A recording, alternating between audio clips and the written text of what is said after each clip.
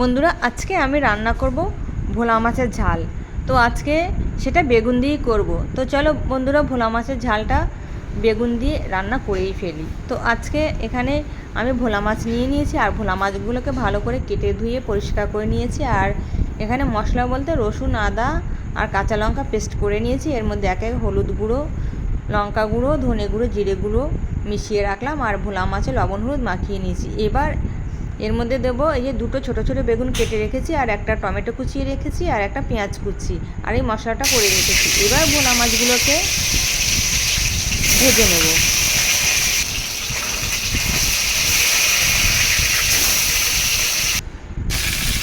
তো ভোলা মাছ আমার ভাজা হয়ে গেছে, এবার এক এক করে তুলে নেব। এবার আমি ওই তেলের মধ্যে বেগুনটাকেও ভেজে নেব।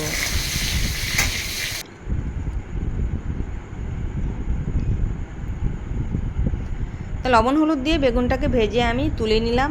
এবার ওই তেলের মধ্যে আমি কালো জিরে আর তেজপাতা ফোড়নে দিয়ে দিয়েছি, আর দিয়েছি একটা গোটা পেঁয়াজ কুচি, আর দিয়েছি একটা টমেটো কুচি। এবার এটাকে একটু হালকা ভেজে নেব, তার সঙ্গে মশলার মধ্যে একটু জল মিশিয়ে এবার মশলাটাকে ঢেলে দিয়ে কষিয়ে নেব।